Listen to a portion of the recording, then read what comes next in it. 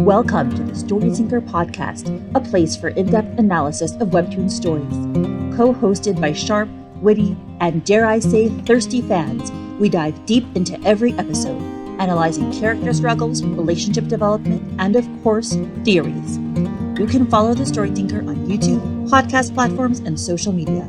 For bonus content, sneak peeks, and more, you can support the Story Tinker on Patreon. We are really appreciative of your likes, subscribes, and follows on all platforms. Thank you for listening to the Story Tinker, and let's get started. Hi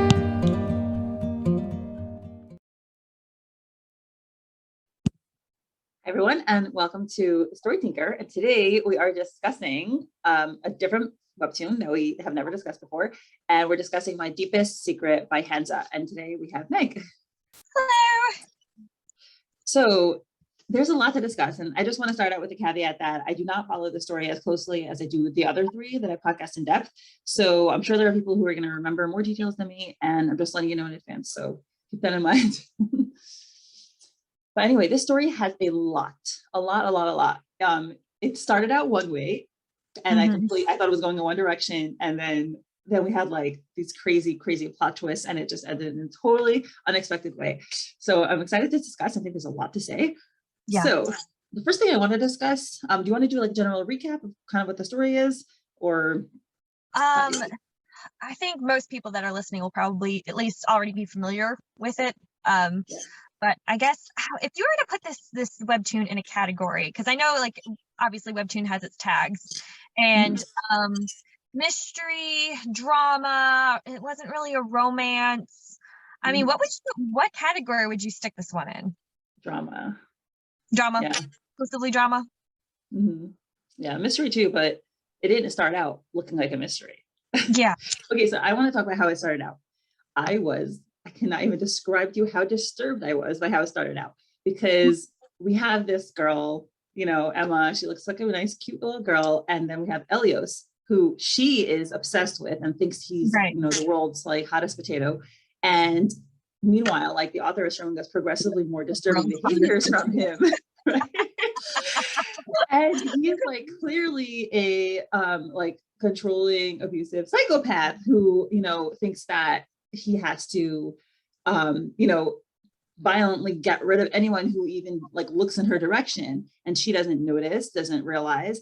And the worst part was for me, like when I read those comments, I was like, how does anyone like Elios? Like, to me, it was pretty clear the author was portraying him to be a psychopath. And I was like, I cannot believe anybody takes this behavior and thinks that it's romantic.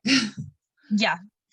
I don't know. I think it's just like there's a, especially in the anime community, there's a lot of I guess, fangirling over white-haired characters. So I think that's part of it. Maybe just like his design, but I'm not so much of with certain stories, I don't get into the shipping as much. So when it came to Elios and Emma and Yohan, all of those characters, I guess I didn't build a ship. I didn't prefer any of these characters. I saw more of, you said drama, but I guess especially in that first season, disturbing. Some people would argue not your typical horror, but there were some elements of just some disturbing stuff going on in there. So that's kind of what drew me in more than anything. Wasn't so much the cute characters or the ships, but that there was some really messed up stuff going on. And human nature, we get a little invested in the messed up, I guess. It's just the way we are. Yeah, I will say that leaves me wondering now, why did I keep reading it? Because I thought that the direction the story was going to go in, I thought that it was like, okay, you know, Emma's infatuated with this guy. She is hoodwinked and like blinded over who he is. And eventually she'll come to realize who he is and, you know, disattach herself from him. So I kind of thought that was where it was going. And yeah, but I still kept reading it, even though like I was worried about her behavior. I was really worried about the fans' behavior, I guess, more accurately. But I was like, if you see this in your real life, like these are like red flags, like one on top of the other. So there was that. But then turns out we get this giant shocking twist.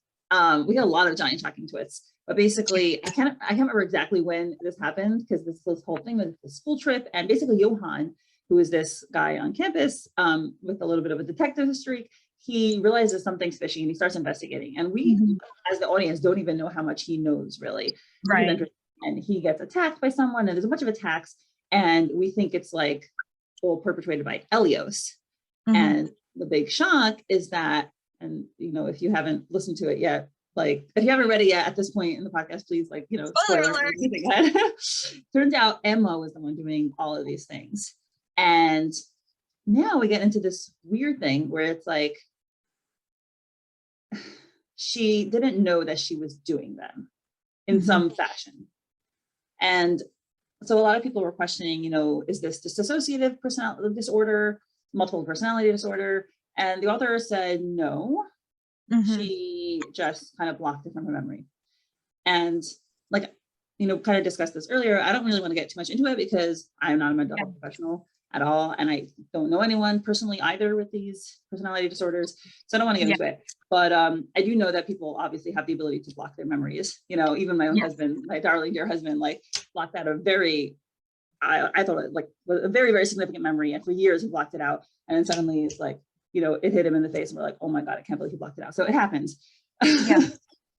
But yeah, that was I've a had major a couple of friends where traumatic things would happen and they would basically reimagine the memory in a different way. And the brain is such a powerful organ. It can actually like replace memories. And that's why witnesses and testimonies can sometimes be dismissed in court because eyewitness is sometimes not all that dependable in really stressful circumstances. And so with this one, was it her condition? Was she blocking it out? Did she rewrite the memories, only remember them later? I don't know, but I guess for the purpose of the story, and especially as the author was intending it, she didn't want people, she was using it purely as a plot device, not a conversation starter. Yeah, and I think that was smart of her. You know, we know the author probably pretty young, and a lot of I know there are mental health professionals who read webtoons and they're always warning commenters to, you know, stop diagnosing people just from like, you know, a couple of episodes on a webtoon. So we agree with that, you know, leave that stuff to the professionals. And I think that was wise of her to say, no, I'm not giving her a mental health disorder specifically, you know, not this one or that one. I do love the fact that Emma is a person with a lot of mental health issues. And I thought that this whole comic, especially like at the end, and we'll get to that, I thought it was very interesting that she was the main character and she was a very conflicted person. She had good parts, she had bad parts, she'd done horrible things, but then we learn about her backstory and she, you know, was terribly abused. And, you know, you can understand why she behaved the way she did. Right. And, you know, we typically have that with males. You know, we read Purple Hyacinth, right? Like Kieran is the classic, you know, abused little boy, does bad things and feels bad about it. So he doesn't have the whole amnesia thing that Emma does, but we're very used to that idea with male characters. And I thought it was very interesting that we have that with a female character. And, you know, can the audience like be sympathetic to someone like that? And I think everyone was very sympathetic to her. I think there's a fine line, and there was actually just recently another webtoon that was discussing this idea that, well, that those things that happen to those people can help us understand why they do them. It should never become an excuse. And with media, a lot of times people are just like, yeah, but there's like always a but with their argument, especially when it comes to their favorite character who's been through some crap, but has also done some crap. And it becomes more of an excuse rather than, yes, it's kind of an explanation, but then at the end of the day, we're all responsible for our own choices, our own decisions. And I feel like with stories with these, a lot of times trauma becomes an excuse for doing one thing or another, especially if a fan is, you know, has that particular character is their favorite. They'll make excuses, like, but like I said, there's always that but argument. And I think that's something that, I don't know, there's that argument of how much in media is brought over to how we act in real life. And sometimes I don't think there's quite as much as people think there is. Like sometimes I just want to read a story for the sake of a story. I'm not going to bring its ideals, or just because this character did something and I like this character, I'm going to think that what they did is fine. And I think people sometimes obsess over, you know, bringing the morality from a story and say it's going to influence real life, I think maybe they do that a little too much. And I think, especially from what I saw with social media, that happened a lot with this comic. Like, people were paranoid that, that the storyline is going to influence how people with mental health are discussed and like looked at. And I think that there is a line that can be walked where that's a good argument, but then also you always have to take everything with a bit of a grain of salt. And I think this story is probably one of the biggest examples of that. Just take it with a grain of salt. Don't take it too seriously. Just read it, enjoy it, fangirl if you must, make your ship if you must, but then leave it as a story at the end of the day, and don't take too much of it seriously. You're not going to find any changing life lessons in this story. Me personally, I didn't bring anything away with it that changed how I looked at a particular subject. Maybe I read it and, maybe I wasn't the target audience, but I didn't bring anything away from this other than simple entertainment. That's very interesting. I mean, I do think stories in general can be profoundly, affecting, like, people individually, and perhaps if they're extraordinary stories, maybe on a societal level. But yeah, I do think it takes a lot for a story to be able to do that. And I'm not sure that this is, no offense, but it takes. I think this is maybe a little bit more for entertainment purposes. But obviously, there could be individuals for whom this did resonate deeply. And yeah, maybe, like I said, maybe I'm not the target audience. One of the things that, and I know we're going to transition to talking about particular characters, but one of the things that I found not confusing, but it did make the ending a bit more difficult, is I don't think we could say Emma's the protagonist or Yohan's the protagonist. They kind of shared that spotlight. To write the story, we always have to have a character that is the reader's eyes and ears. We learn the story through that character. And for the first chunk of the story, for the majority of the time, it was Emma. But then there came a point where it couldn't be Emma anymore because the mystery was about Emma and surrounding Emma. So if she's the one we saw the story through, the mystery element would not be there as much. It would, because Emma would be telling us everything that we need to know. And I think that's why Yohan was created. He needed to be the person who didn't know what was going on, and the point of view could switch to him. But at the end of the story, once the story was told, Yohan didn't have a purpose anymore. And I think that was one of the issues with the ending, was because Yohan needed to be our eyes and our ears. But once that job was completed, what was the point of his arc? What was the point of his character? He'd fulfilled his purpose already, so he didn't really need anything more. And I think that was one of my biggest problems with the ending. So I had similar thoughts. I was very curious. Like, I did not feel that the Yohan at the end accurately followed the Yohan throughout the story. So the Yohan at the end was very depressed. We see that he has helped Mr. Oscar get free. And after that, he feels very depressed that he doesn't have a purpose anymore. And I thought that part was realistic. People can have a specific goal they're striving towards, and then they don't know what to do with themselves afterwards. Thought that was nice. But his whole behavior, like when he goes with, Sophie, I thought it was a little mean. Yeah. And then he felt, pretty aimless. And the Yohan that we've had before was very purposeful, very intelligent, very driven, very cheerful. And it just felt like a complete character switch at the end. So I don't know. I mean, is it like, he grows up and just becomes a very unhappy person? He's just a cynic. He's just a horrible cynic. Yeah. I don't know.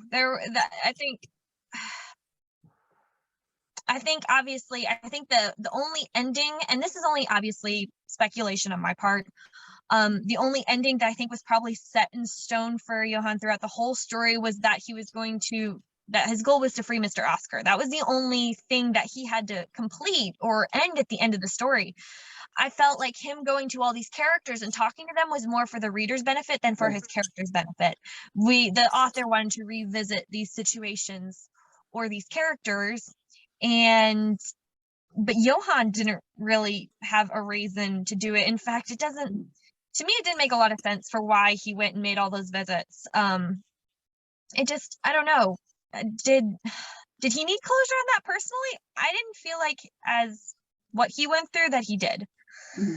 I think, like I said, strictly for the reader's benefit, to try and wrap up the story, because at that point, Yohan was still our eyes and ears to tell the story. Emma was out of the picture. Emma couldn't be our eyes and ears.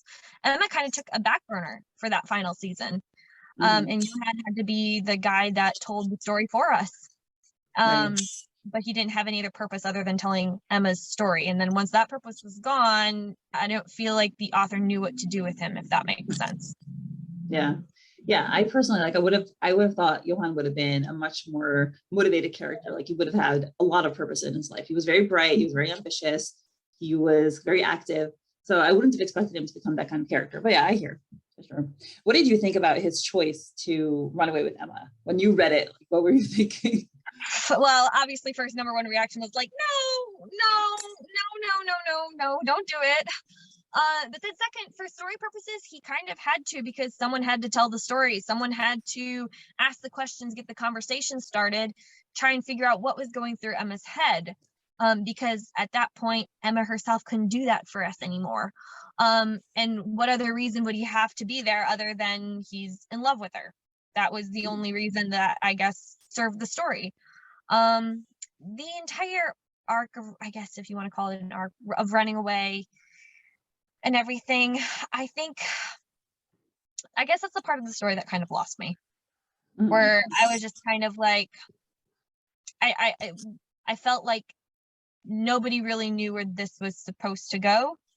Once the twist happened, I felt like the story was designed purposely for the twist. Once the twist was done, the story didn't really have a place to go anymore, because it had already achieved its objective of creating a huge twist. And then once that was done, they didn't know what to do with the story after that. So the running away thing, that's where I started to lose it a little bit, just because I was like, here we go. 4 life decisions. Let's go. So I have to say, I was very gratified that everyone in the comments also felt that Yohan was making a very bad decision. You know, it was a contrast to like how people were commenting about Elios in the beginning, which I was like just horrified by. But here I was very happy to hear that everyone was like, no, Yohan, don't do it. Like, she's dangerous. And like, you can't be the one to help her. She needs real professional help. And, you know, don't throw your life away. And like, yeah, don't be alone with her. It was my thought. I was ready for her to like murder him. But, oh God. But at that one chapter where kind of a bit, you know, where she was gonna, I think, stab him or something with the scissors. Yeah. I was just like, I knew it. I thought that might actually happen, you know, because once I realized that the author was into twists, I was like, okay, anything can happen, you know. Yohan's dead. He's dead. That's what happened. So it could also be, you know, it's maybe like kind of like a harkening back to the beginning where Emma is so obsessed with Elios, she is just blinded. I mean, obviously he doesn't really exist, but for her like that, but where we think that she's so obsessed with Elios. So Yohan also is like completely blindly in love, and he does recognize, like, he has these internal monologues where he's like, okay, I didn't make the best choice, but I'm okay with having done that. You know, I can see other people doing that. I can see certain, like, I will admit I was a very, very, very infatuated 17-year-old, and I did not, well, I never did anything like that, but I might have. Really? Who knows? You didn't run away with a murderer? What? You no. didn't? You want to hear one of the dumbest things I ever almost did in my life? Sure, fire away. And the almost is like the part that's wondering, like, you know, was the almost, like, how almost was it? I don't know. But I was, I think I was 17, and I was in the subway, New York City. And I was very miserable at the time. And, you know, as 17-year-olds are prone to be. And there was this guy, of course. I was a big romance, right? I grew up in a society where we didn't have contact with boys, so I didn't have, you know, a boyfriend or anything. And there was this guy, he was probably on drugs. He had blue hair and he had a guitar, and his whole outfit was like full of, you know, very grungy, like holes kind of thing. Yeah. And he was panhandling, you know, doing his guitar and collecting money. And he looked a little out of it. He looked, you know, especially looking back then, now he must have been on something. And I gave him a lot more money than I should have. I gave him $20.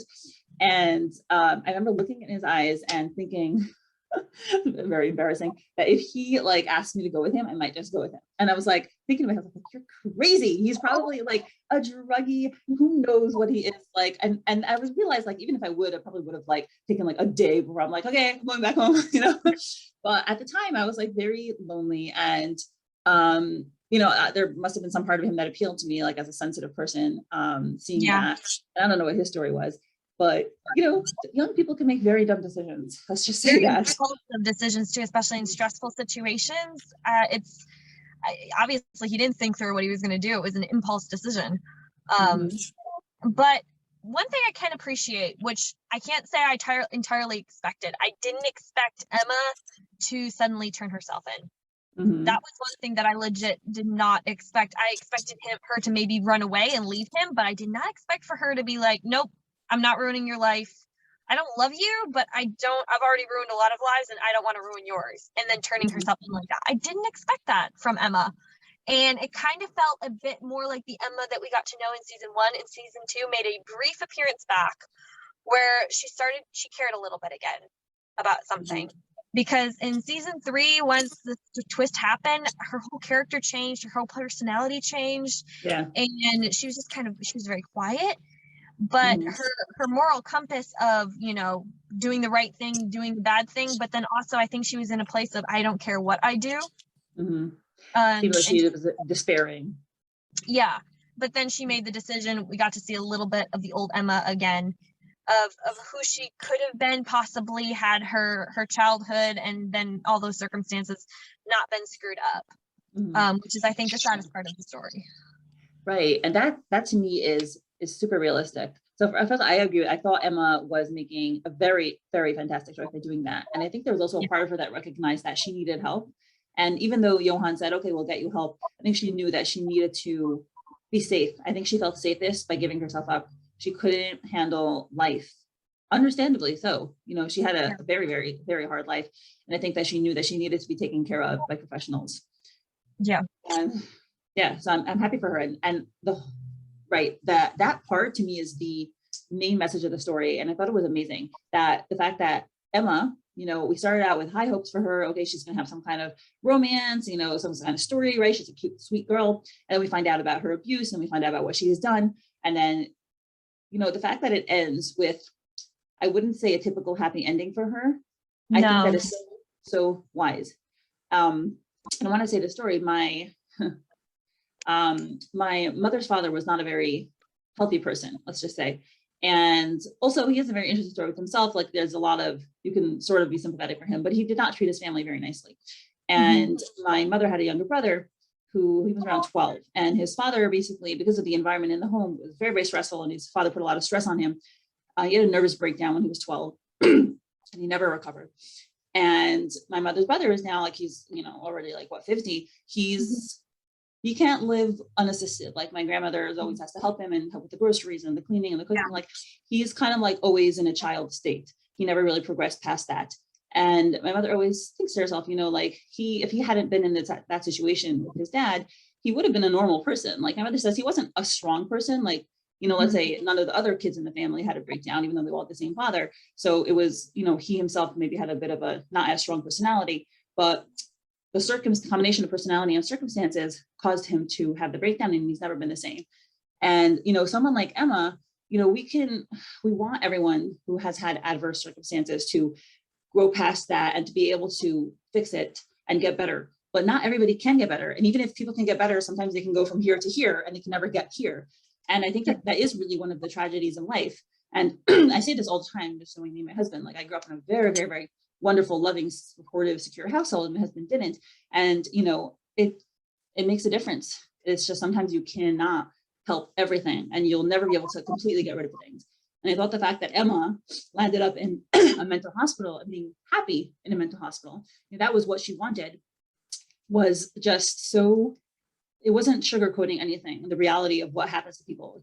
Someone who was abused so much at such a young age, sometimes you can't get past that. Well, sugarcoating in a way that's usually not how it ends. Usually it's a lot worse than that, I guess. Emma got the brighter side, I guess, of endings for people who go through things like that.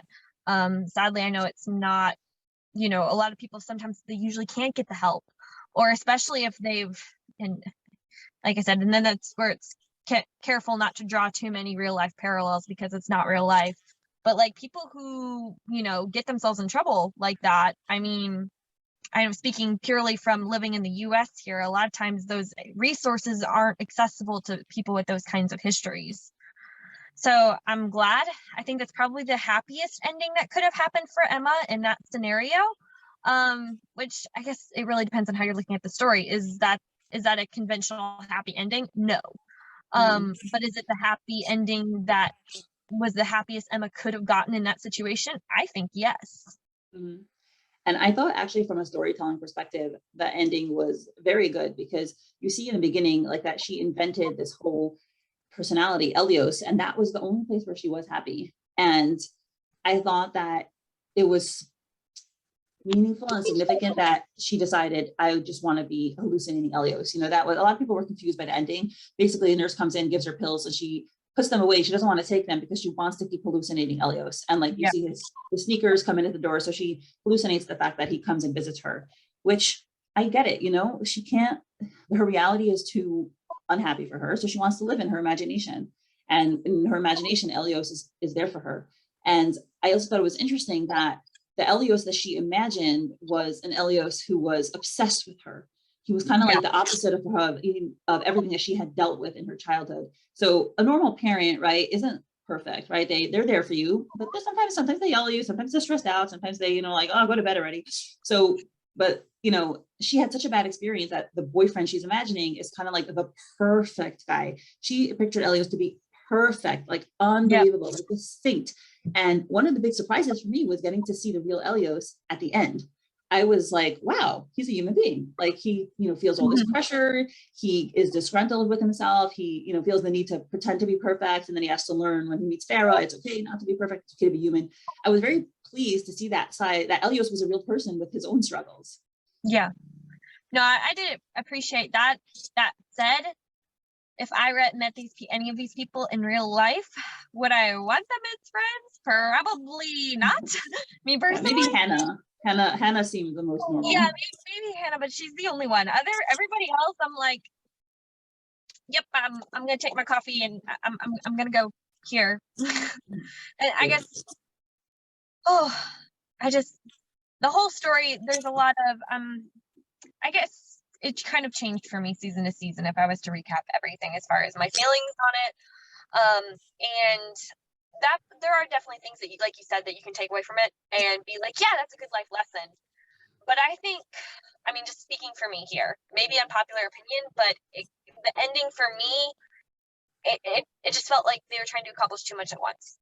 And Emma's ending, as far as like her hallucinating and everything like that, from a storytelling aspect, that was one of the things that I liked from the ending. But if I was to look at the ending altogether, it was still a bit too jumbled for me. Yeah, I hear it was tying up loose ends. I mean, you know, a lot of books and stories have this problem where they like don't know how to finish and they just, you know, do a bunch of tying up. I've seen you got a list of things you got to hit and things you have to tie up, and it's just done in a couple chapters. Like, hold your breath, let's go. And I know we were talking about this before the podcast, but obviously, like, you know, I know you've been writing and I have not, but I have so much admiration for anyone who writes at all and puts out their story. And, you know, and I don't know if you want to talk about what you were saying about the difficulties of when you're writing on a week-to-week basis. Yeah, especially as I know that this was this author's first story. And I'm a hobby writer, but more than anything, especially in this past year, I've done more been learning, I guess, obviously writing, but then learning, taking classes, listening to podcasts, just learning as much as I can about the art of storytelling. And one of the hardest things in working on my own stuff is that it changes so much as you learn your own story. So the fact that she thought up this really complicated story and with these big twists, and she did it as well as she did and wasn't able to go back like me. I can go to my document and go to chapter 1 and edit something and then change something in chapter 30 and no one's the wiser. And she can't do that. And she could never do that. So I think, as complicated as the story was, and it with me, especially being her first story, I think she did great. It takes a lot of guts to put out a story in your art and your work. And to have it come out like that and get that much attention, it's a lot of pressure. For me personally, even if it had its flaws, full props to the author for all that work. And it's not a perfect story. No, definitely not. It has its flaws. But I'm sure for her, it was a great learning experience. I know for a lot of readers, they loved the story. And what more can you ask for, really? Yeah. I feel like it's a great note to end on. We might have other things to discuss. I have more things to discuss because, you know, there is stuff, but, you know, up to you. Yeah, that was, I guess with this one, we could probably talk for hours on a couple things. So if you want to hit a couple more things, it's fine by me. But as far as things in my mental bullet list, that's about all I had. Okay. Did you I actually have a couple questions? Did you think that ending meant that Yohan and Hannah were going to get together? I think purely left up if the readers wish it, I guess, kind of thing. I see the energy there. I think they were more witnesses to Emma's story, and sometimes stuff like that brings people together. But when reading it, I wasn't shipping anybody. I didn't really sense that kind of energy between those two characters. So, I mean, if you want it to happen in your brain, go ahead, make it happen. But right. Okay. And here's one thing that I really don't know what it was supposed to mean. The thud at the end. I read different people's theories, but I'm not sure myself. Yeah. I don't ask me because I'm like, I didn't obsess over it. I guess I read it and I was like, okay, and then I just kind of moved past it. Right. Yeah. So people are like, either it's someone closing the door, or it's like her falling down. I thought somebody was closing the door. Like, I don't know. I don't. I hope it wasn't anything as dark as that. I hope it was just the door. Yeah. I know. I also think so, because especially like narrative wise, if the point is that she has a happy ending, then yeah, it would just be closing the door. But it's also a little bit emphasized, and it would be the kind of like the final plot twist where it's like the whole ending of the story is like a plot twist that is in our imagination, which it would be totally fitting for the story. That was the only thing I was thinking of as far as another twist goes, because if the door thuds, that means somebody shut it. So is he real or is he not real? What is real? What is not real? And I think that is the themes that were played out through the entire story, trying to imagination, reality. So I feel like that was just the final little tribute to what's real, what's not real. And as the reader, you don't know. And I think that was almost one of the funner things about the story. You were second guessing yourself, like, is this in her brain? Is this not in her brain? What's actually happening here? Right. And a little bit like an Inception moment where, you don't know at the end. So that's my takeaway on that one. But there was, I forget where I saw it. There was a post on Instagram where people got into a very, very long discussion about the thud. And I was like, I'm not gonna obsess over it. Okay. I like the fact that I was not surprised, because I knew the author was, kind of must have been leading up to it, but I like the fact that we have the whole tie-in with Mr. Oscar, and the fact that Elios is his grandson, and she does the whole, visiting the mom in the grave, so you think it's Elios. I was surprised that Elios was alive. Were you surprised? I can't really say I was. I have a rule that if you don't see the body or you don't see the person die, it did not happen. Okay, Dylan's alive. We got it. Yes. Hey, that's a completely different thing. I'm not going to. So when it came to Elios and he was like bleeding out, and then we just kind of left, I kind of was like, he's still alive. He's still alive. No, if we don't have a flat line, he's alive. Hey, he did say his heart stopped, so he could have had a flat line, and even a flat line is not enough. I wasn't so surprised. Even when she was visiting the grave, that was the thing that surprised, because when I first saw the grave, I'm like, oh, is he dead? I didn't think he was dead. And then the next week it was like, oh no, he's not dead. Right. Yeah, that was nice. Did you want to talk about the teacher and what you thought about that? I think that was just one of those things where the teacher that you're talking, the teacher that sexually harassed her and then ended up dead. I think that's one of those plot points that probably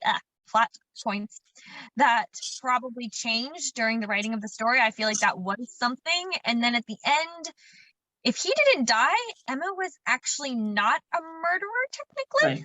Yeah. So if we wanted to have more sympathy with Emma, making her not a murderer would be a good choice. So I think that plot point got tossed out simply because the author didn't want Emma as a legit murderer. Yeah, I thought so too.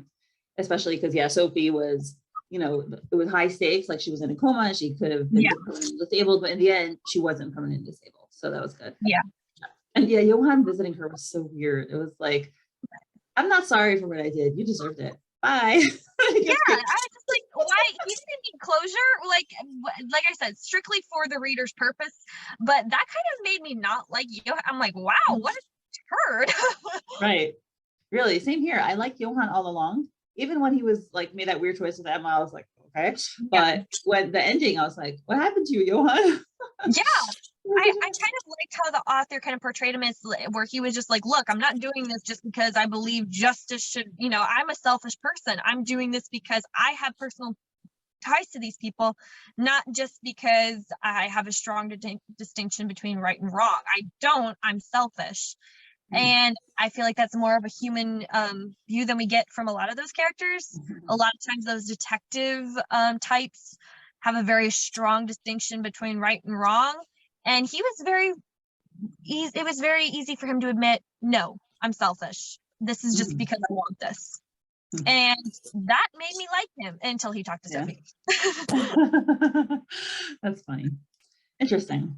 Yeah, I mean, I know I personally, have someone with a very strong sense of right and wrong is like super important to me personally, but I do appreciate that it humanizes people a lot more. And like all of us are more selfish than we care to admit, even to ourselves. So I think that's very realistic.